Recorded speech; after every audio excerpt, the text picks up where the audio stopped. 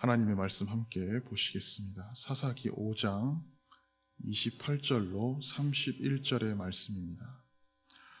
구약성경 사사기 5장 28절로 마지막 절 31절까지의 말씀 한 절씩 교독하도록 하겠습니다. 제가 먼저 읽겠습니다. 시스라의 어머니가 창문을 통하여 바라보며 창살을 통하여 부르짖기를 그의 병거가 어찌하여 더디오는가 그의 병거들의 걸음이 어찌하여 늦어지는가 하매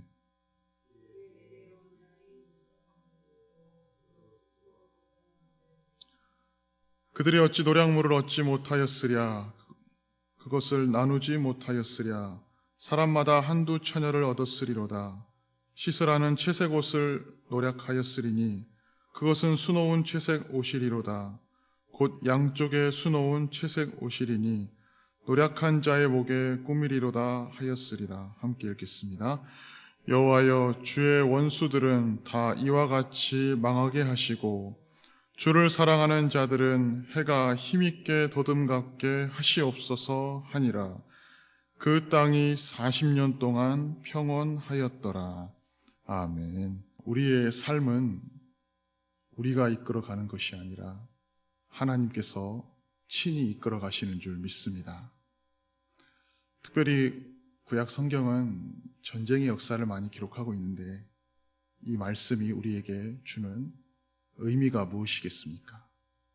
전쟁은 하나님의 손에 있다는 것입니다. 하나님의 절대적인 주권과 섭리, 하나님의 은혜, 즉 하나님께서 친히 다스리시는 나라의 자녀로서 끝까지 하나님을 신뢰하며 살아가는 자가 결국 최후의 승리자가 된다는 것입니다. 하나님께서는 기도하는 자의 편이 되어주시고 하나님께서는 끝까지 진실한 자의 편이 되어주십니다. 우리의 육을 앞세우는 것이 아니라 우리의 혈기와 분기를 앞세우는 것이 아니라 하나님의 영으로 이기는 길을 우리는 선택을 해야 되는 것입니다. 끝까지 하나님 편에 서 있는 자, 억울한 일을 당해도 원통함이 있어도 절망의 시간이 길어진다 할지라도 여호와 니시 날마다 승리하는 그 하나님을 찬양하며 하나님의 말씀과 기도로 인내하고 그때를 기다리면 하나님께서는 이 모든 것들을 선하게 갚아주시는 분임을 꼭 기억하시기를 바랍니다. 오늘 본문의 말씀은 드보라와 바락이 전쟁에 승리한 후에 승리를 허락하신 하나님께 감사하며 찬양을 올려드리는 이 말씀이 계속해서 이어지고 있습니다. 순종과 불순종이 끊임없이 반복되는 그런 상황 속에서 하나님께서는 우리에게 어떠한 교훈을 주시겠습니까? 하나님을 결코 떠나지 말라는 것입니다. 완벽하게 준비하고 계획을 했어도 이 과정이 정말로 하나님의 뜻일까? 하나님의 방법일까? 우리는 말씀과 기도를 통하여 끊임없이 고민해야 된다는 것입니다. 하나님과의 깊은 시간, 간절한 마음으로 때로는 절박한 심정으로 하나님을 딱 찾고 또 찾아서 하나님의 지혜와 섭리 가운데 살아가야 하는 것입니다. 결과가 선하고 거룩하고 경건하다면 마땅히 그 과정도 동일해야 합니다. 목적과 결과는 진리인 것 같은데 과정이 죄로 가득 채워져 있고 세상의 가치관으로 채워져 있다면 그것은 결코 하나님의 방법이 아니라는 것입니다. 그래서 그리스도인들은 진리의 목적과 열매를 거두기 위해 그 방법 또한 과정 또한 하나님의 방법이어야 함을 마음속에 새기며 살아가야 되는 것입니다. 왜 우리는 하나님의 뜻을 끊임없이 찾아야 되겠습니까? 우리는 부족하고 연약해서 하나님의 능력과 그 지혜와 깊으신 뜻을 다 알 수 없기 때문입니다. 성경에서 다윗과 사울의 차이는 한 가지였습니다. 하나님께 묻느냐 묻지 않느냐 그것이었습니다. 내가 가진 권위와 능력이 하나님께서 주신 것임을 망각하고 자신의 소유로 알아듣고 그래서 그것을 지나치게 의존했습니다.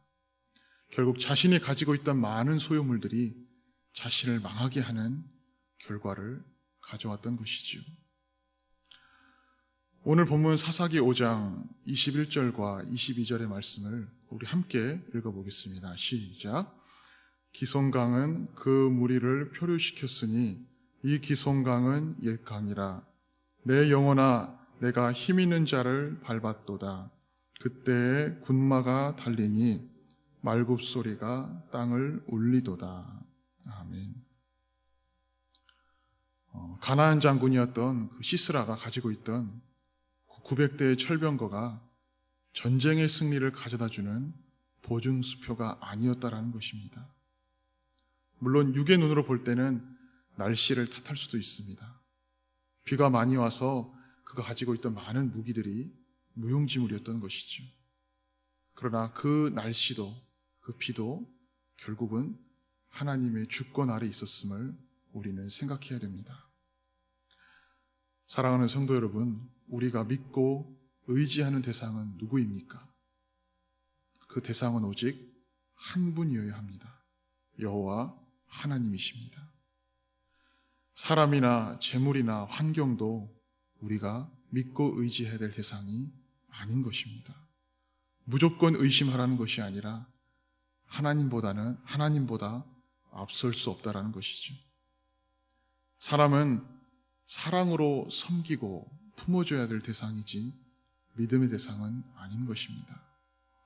우리가 사람이나 재물이나 환경을 지나치게 의존하면 하나님께서는 어떻게 하시겠습니까? 우리가 믿고 철저하게 의지했던 것들로부터 우리를 돌아서게 만듭니다. 실망하고 실족하고 때로는 배신감도 느끼게 하실 때도 있습니다. 왜 하나님께서 이렇게 하시겠습니까? 하나님만 의지하고 하나님만 섬기라는 것입니다. 출애굽기 34장 14절의 말씀처럼 하나님은 우리에게 너는 다른 신에게 절하지 말라. 여호와는 질투하는 하나님이다라고 기록을 하고 있습니다. 하나님께서는 우리의 마음속에 항상 우선순위가 되길 원하십니다. 그 순위가 밀려나는 것을 싫어하시는 것이죠. 우리의 생각과 마음으로 전능하신 하나님을 너무 작은 분으로 만들어서는 안 되는 것입니다. 판단과 결정은 온전히 하나님의 주권입니다. 하나님께서는 우리의 판단의 대상이 아니라 우리가 우리의 예배를 통하여 높임을 받으실 분입니다. 삶 속에서 날마다 우리의 찬양을 받으시기에 부족함이 없으신 참 하나님이십니다. 이런 하나님을 날마다 찬양하며 살아갈 때 하나님께서는 우리 모두를 최후의 승리자로 굳건히 세워주실 것입니다. 사사기 5장은 드보라와 바락의 찬송시인데 이 찬송시의 결론이 마지막 절 31절의 말씀입니다. 우리 함께 읽어보겠습니다. 시작. 여호와여 주의 원수들은 이와 같이 망하게 하시고